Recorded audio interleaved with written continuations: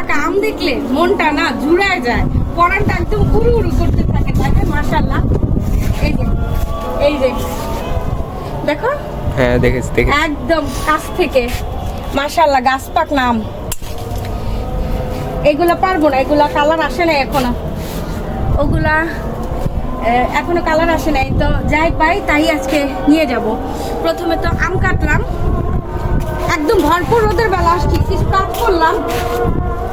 আর এই যে দেখেন বেগুনের হারভেস্ট, আমি মনে করি এটা এটা আল্লাহর দেন নিয়ামত। এই বেগুন গাছটা যত খাবার দিবেন, আপনার 2 বছর 3 বছর পর্যন্ত এই বেগুন গাছটা ফলন দিবে আপনাকে। আর সাইজ কিন্তু ছোট হবে না, খাবার দিবেন তো সাইজ একই রকম থাকবে। আরো বেগুন আছে এটাতে, এর জন্য আর ইয়া করলাম না। যাই হোক, আর কয়েকটা কলমি শাক নিব আজকে, একটু রান্না করবো, তাই কলমি শাক নিব অল্প কয়েকটা, বেশি একটা নিব না। দেখেন চিপাই চাপাই ঢুকি, এই যে দেখেন কলমি শাকগুলা মাশাআল্লাহ, এই যে এই যে একদম নিচ পর্যন্ত চলে গেছে, একদম লকলকে। মোট কথা দেখলো আপনার মনটা জুড়ে যাবে। রোদ আবার বাতাসও। হ্যাঁ, এই জন্য তো তাড়াতাড়ি শুকাবে বাবা। এই যে ওই দিন কিন্তু আমি এগুলো কেটে নিয়ে গেছিলাম, নতুন নতুন করে আবার শাখা মেলছে, নতুন নতুন করে আবার শাক হয়েছে। কলমি শাক আসলে যত আপনি কাটবেন ততই কিন্তু সুন্দর হয়। এই দেখেন মাশাআল্লাহ কত সুন্দর সুন্দর কলমি শাক। আমি আবার মাছ টাছ ভুনা করলে এগুলার ভিতরে একটু দিই। দেখেন না, একটা ডাল কাটছি আমি, এর ভিতরে কয়টা ডাল আসছে, মাশাআল্লাহ মাশাআল্লাহ। শান্তি লাগে, এগুলো হচ্ছে শান্তির জিনিস। এই যে কত সুন্দর সুন্দর কলমি শাক, এগুলো হয়েছে আল্লাহর দেয়া নিয়ামত। আপনি যত শুকরিয়া আদায় করবেন আল্লাহ আপনাকে তত দিবেন।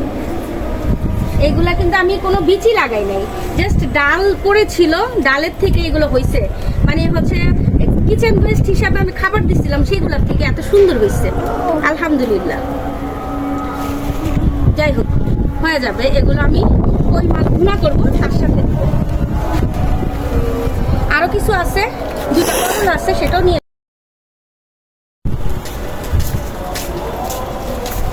করলা গাছে করলা বললাম না, না পারলেই না, এটাও পাইকে দেবো।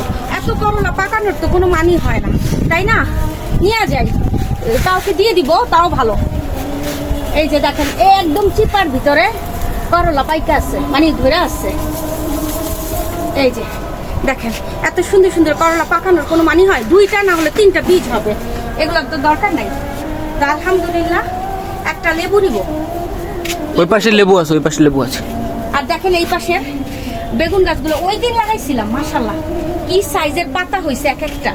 মোট কথা হচ্ছে দেখা যায় আমি সবগুলা গাছ একসাথে লাগাই না, ধর আজকে একটা 2টা লাগাইলাম, তারপরে হচ্ছে আরো 20-25 দিন পর আরেকটা লাগাইলাম, তাহলে একটা ব্যালেন্স থাকে। একদিক দিয়ে মরবে, আরেক দিক দিয়ে আবার ধরবে, সারা বছর আপনার বাগানে ফল ফ্রুট সবজি থাকবে।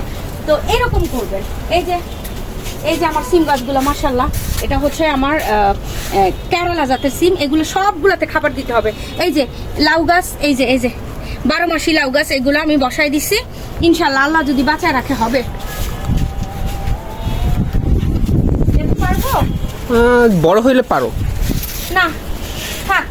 এই যে দেখেন কত কত উস্তাগুলো আর একটু বড় হবে। এই যে আলহামদুলিল্লাহ। তো এই গাছটাকে কি কাটতে ইচ্ছে করে? আমার সব একদম লেবু গাছ সব জড়া গেছে, তারপরও কাটতেছি না আলহামদুলিল্লাহ।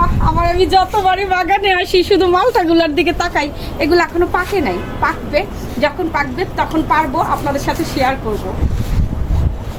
আলহামদুলিল্লাহ মোটামুটি অনেক কিছুই পারছি, ফলও পারছি, সবজিও পারছি। ধনেপাতা বাসায় আছে, ধনেপাতা নিব না, ধনেপাতাও কিন্তু মাশাআল্লাহ সুন্দর হয়েছে।